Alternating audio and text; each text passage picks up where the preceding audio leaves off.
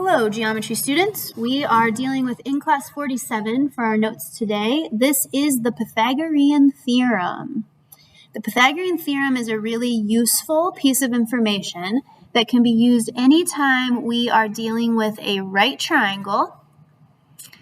And the right triangle is important because we're going to have an equation, a formula, c squared equals a squared plus b squared, that's true anytime c is the triangle's hypotenuse. A hypotenuse is the longest side of the right triangle, which means it's always located across, I think across only has one c there, across from the right angle.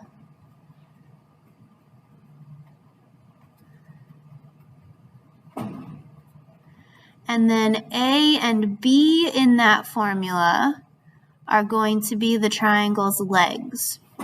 Those are the two sides attached to or forming the right angle. You may have heard this formula previously in a math class, but chances are, when you learned it the first time, you learned it as a squared plus b squared equals c squared. That's perfectly fine. However, I find if we write it with the c squared first, students make fewer mistakes because c is the really important side to choose wisely. So if we make that our focus by writing it first, it eliminates a lot of mistakes. So like I said, c is the hypotenuse across from the right angle. So in each of these pictures, travel across from the right angle, that's going to be the hypotenuse, which would get labeled with a C. Then A and B are legs, and they're interchangeable. So we could make A the vertical and B the horizontal, or we could make A the more horizontal one and B the more vertical one.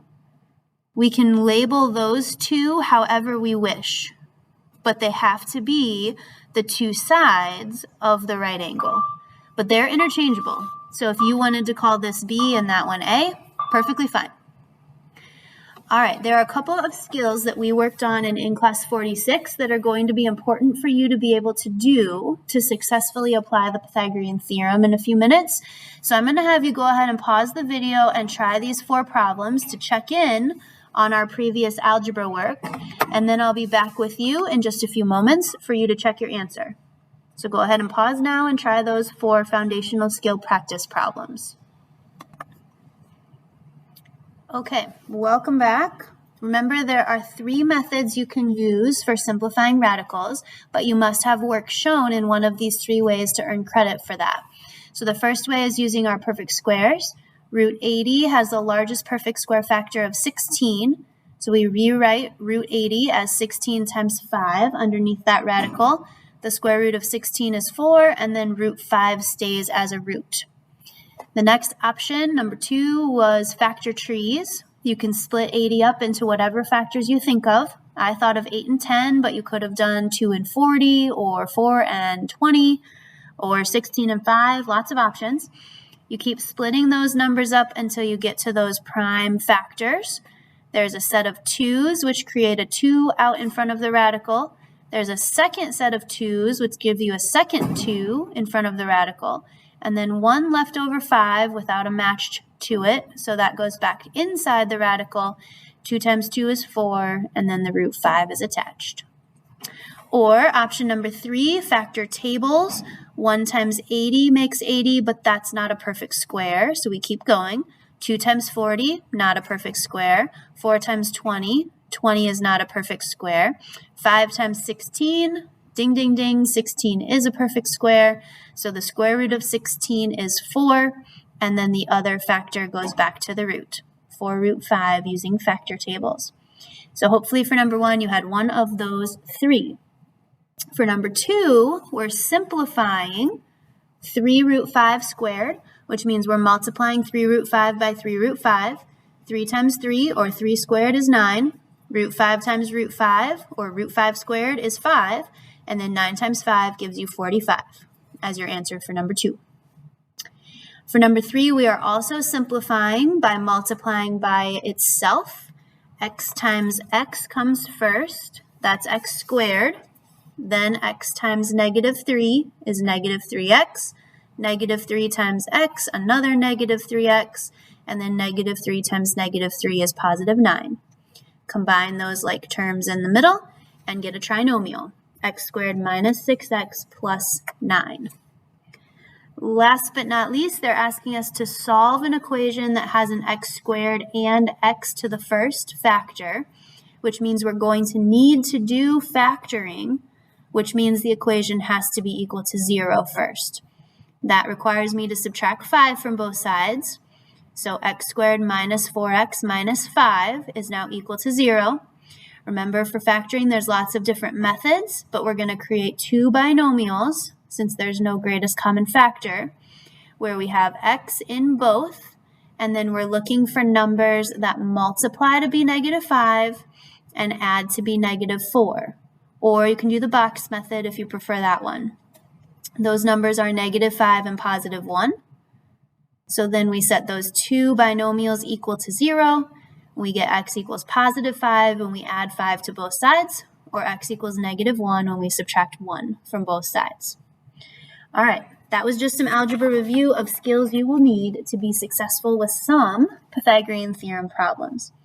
So our goal with Pythagorean theorem is to use this equation anytime we have a right triangle and we have 2 out of the 3 sides, or we have variables that match on a couple of the sides and we know measurements of all 3. Okay? Our goal is going to be to give all of our answers in exact simplified form today. We'll talk about what that looks like for each problem as we go. So first things first, I always travel across from the right angle and label that side as a C. And then I write down my Pythagorean theorem and plug in my values. So my C is going to turn into an X. A and B, remember, are interchangeable. So you could write it as 6 squared plus 8 squared, or 8 squared plus 6 squared. Next up, we're going to simplify the numbers that are being squared. 6 squared and 8 squared are 36 and 64. Because those are on the same side, we're going to combine those like terms. And then because this equation just has x squared, we won't need to go through the factoring process like we did over here. We can just square root both sides. When we square root, we end up with positive and negative 10. 10 times 10 is 100, but negative 10 times negative 10 is also 100. However, when we have quadratics, we know that not every answer works in our geometry context. So if we go back and we think about the side that has the variable, positive 10 seems fine. That side could be 10 feet. Negative 10 seems questionable. I've never heard of a side length that's negative 10 feet. So although these are both algebra answers, they are not both geometry answers. So we're going to get rid of the negative option, and instead, our answer is going to be that x is equal to 10 feet. Positive 10 only. All right, let's repeat that again over here and see if something different happens. Starting the same way, I'm going to travel across from that right angle to label my hypotenuse. I'm going to remind myself of the formula. This formula, by the way, is written on your assessment resource page, so you don't have to memorize it, although if you practice it enough, I bet you'll have it memorized. This time C is more complicated, so I'm going to keep those parentheses, because if I'm going to square that whole binomial, I'm going to have to be careful like we were over here with number 3 when we were squaring that binomial. So that's now C squared. That will be equal to, you can put these in whatever order you wish. I'm going to say x squared plus 5 squared. And then multiplying x plus 3 by itself is going to help me take care of squaring that binomial. On this side, all I did was simplify the 5 squared. Take your time with the multiplication. X times x is x squared. X times positive 3 is positive 3x. Positive 3 times x is another positive 3x. And positive 3 times positive 3 is positive 9. Now, before you get too worried, something really great is going to happen. If I try to get these x squared terms on the same side of the equation, they end up making 0 on both sides.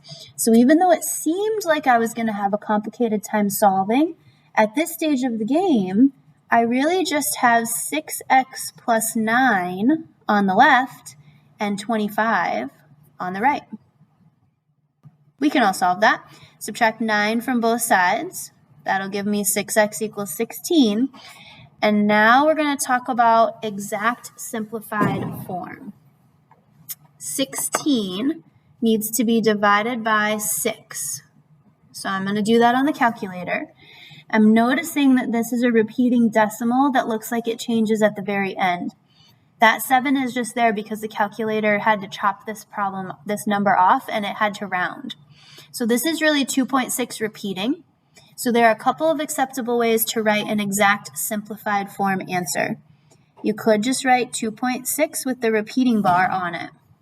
Okay? Or if your teachers prefer that you write it as a fraction, you can simplify this fraction by dividing both of these by 2.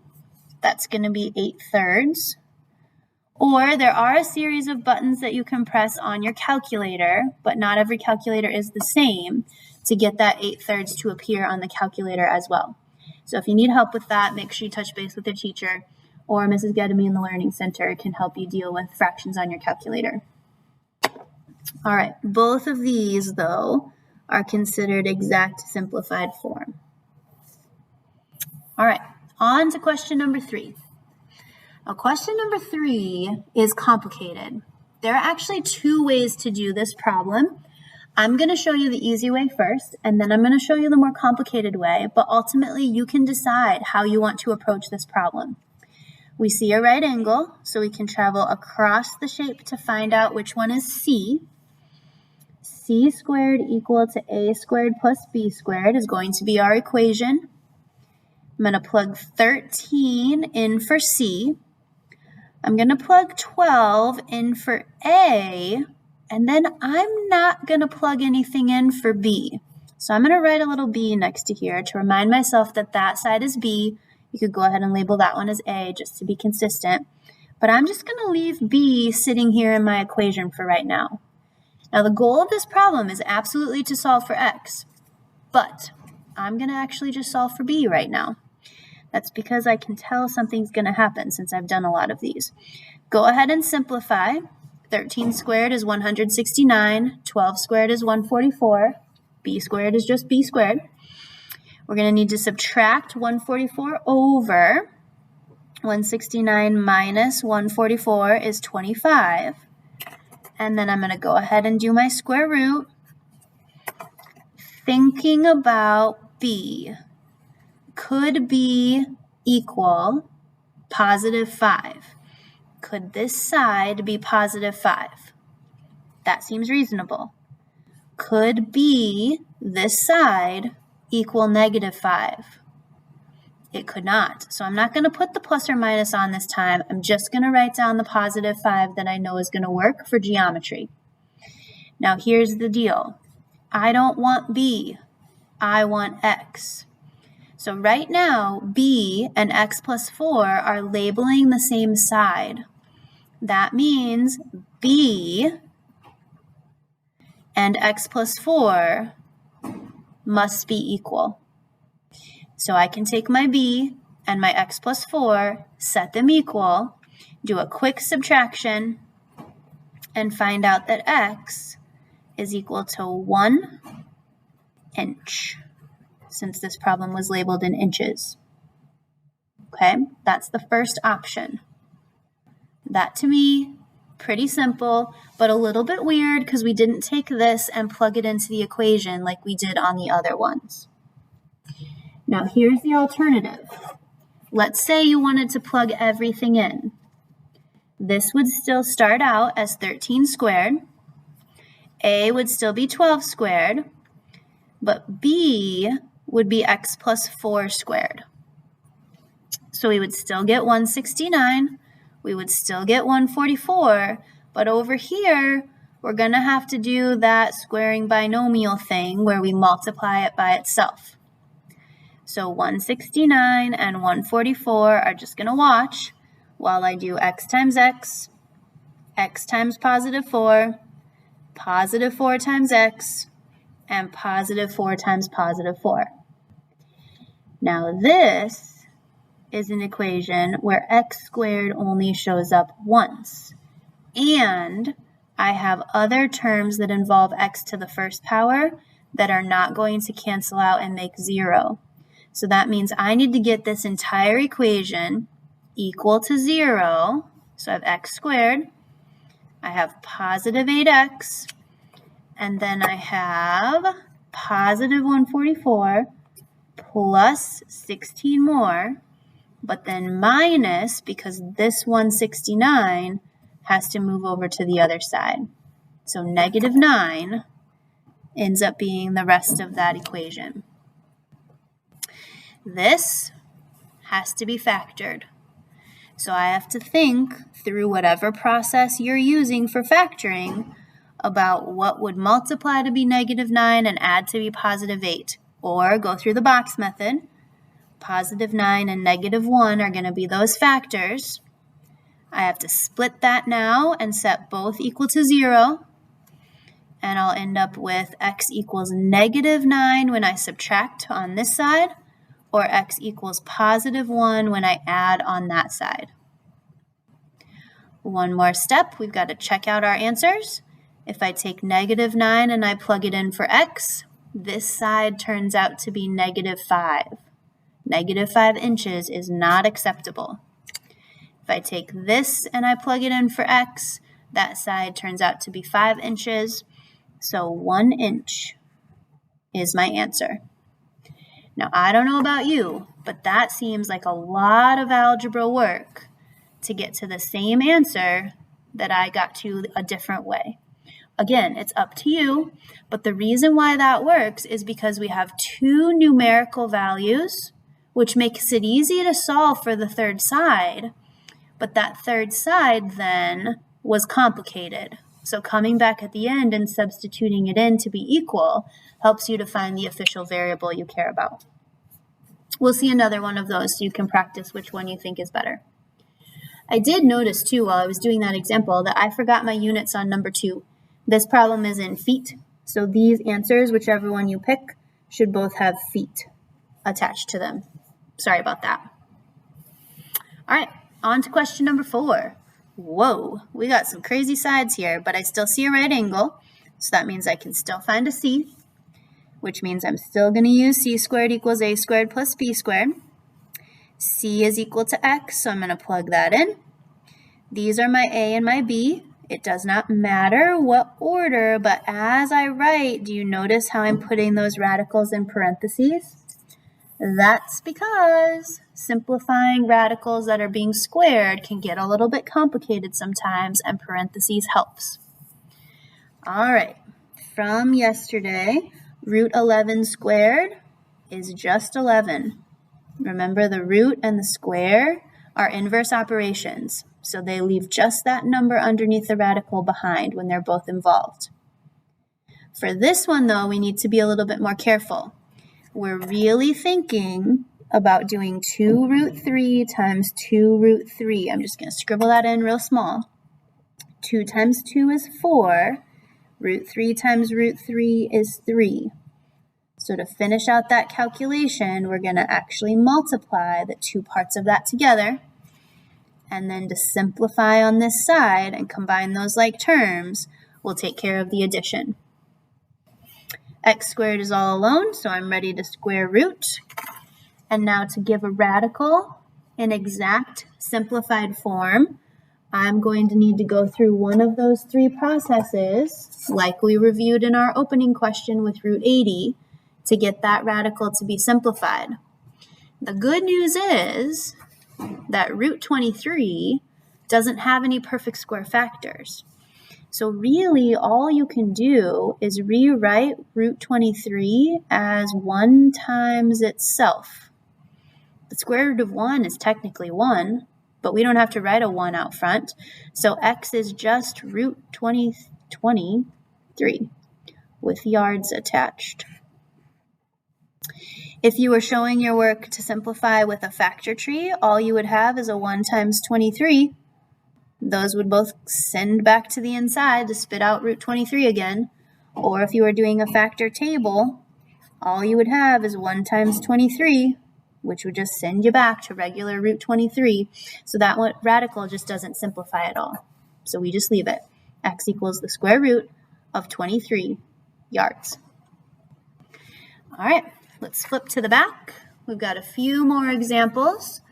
Example 5, right angle here, so travel across to find the c. C squared equals a squared plus b squared. So 10 squared equals x squared plus 5 squared. 100 then is equal to x squared plus 25. If we subtract that 25, we're going to get 75, which needs to be square rooted. You should always try to just square root that and see if you get a nice answer. If we square root 75 though, it's a crazy decimal, so that's not going to be an exact simplified answer, which means we're going to need to use one of those 3 methods again. If you'd like to pause and try to simplify root 75 on your own, go for it. Otherwise, I'm just going to show the perfect square method for this one. Maybe I'll show a different method for a different one. The largest perfect square you can split 75 into is 25. The square root of 25 is 5, and then the 3 stays behind inside the radical. Again, technically the positive or negative answer is the algebra, but since x is a side, we need only the positive answer. So 5 root 3 kilometers this time will be the length of that missing side. Moving ahead to number 6, I'm noticing that this is like that other one that we did earlier that we could solve in 2 ways. I've got a c that's equal to a number. I've got a second side that's equal to a number. And then I've got a third side that's kind of complicated. So I'm going to use my easy approach again here, just so that I can avoid all that extra algebra. C squared is 15 squared. A squared is 12 squared. I'm just going to leave it as a b for right now so that I don't have to square that binomial. 225 then equals 144 plus b squared. If we subtract 144, I think we'll get 81 for b squared. Take a square root. The square root of 81 is 9. That side could for sure be positive 9, but it could not be negative 9, so I'm not going to put the plus or minus down. But I am going to remember that b was not the goal. B is really x minus 5. So I'm going to need to add that 5 over, and that will give me my x value. I just need to attach the units. So x is equal to 14 miles. Again, if you'd like to do that problem where you actually substitute everything in, just remember you're going to have to multiply the binomial by itself. This time it will be x minus 5, x minus 5. You're going to have to get that whole equation equal to 0. It'll look different than this one. You'll have to factor it, and then you'll have to check to see if both of your answers work. Spoiler alert, they won't. Only the 14 will work because that's the answer that we got by using this method. All right, number 6. My right angle is going to send me across to c. So my equation again, Pythagorean Theorem, c squared equals a squared plus b squared, will turn into x squared plus 9 squared plus 6 squared. 9 squared and 6 squared are 81 and 36. 81 plus 36, I think that's 117, but let me check it just to make sure. Yep, 117.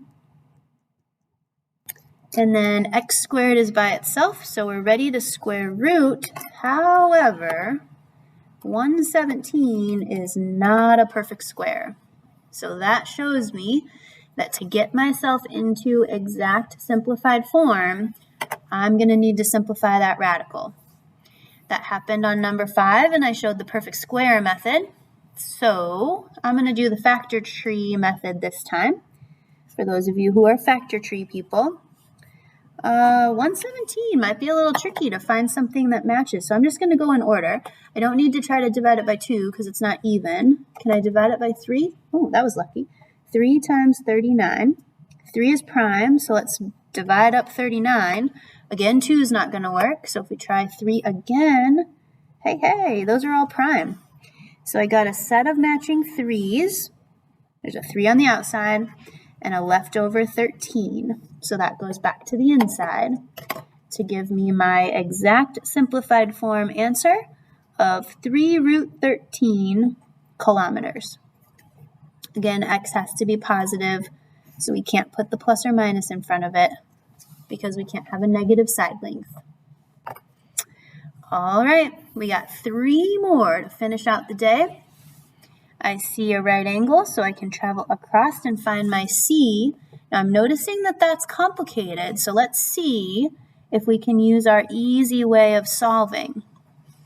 If I don't plug in C, if I just leave it, since that's x plus 4, I could plug this in for A, but then I'd have to plug x in for B, or I'd have to leave C and B in the equation. I can't have a C and a B or a C and an X. 2 variables is not allowed. So I'm forced to plug in everything for this one, which means I'm gonna have to go through some complicated algebra. There's just no way around it.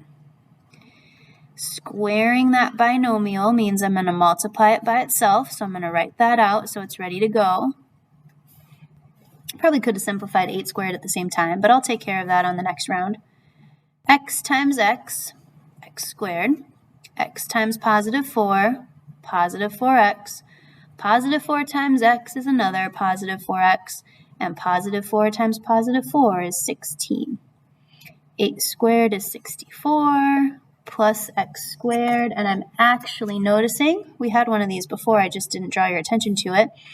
When we get those squareds and try to move them to the same side, it makes 0 on the right and 0 on the left. So I can actually just combine those 4 x's, keep that plus 16 right next door, equal to 64.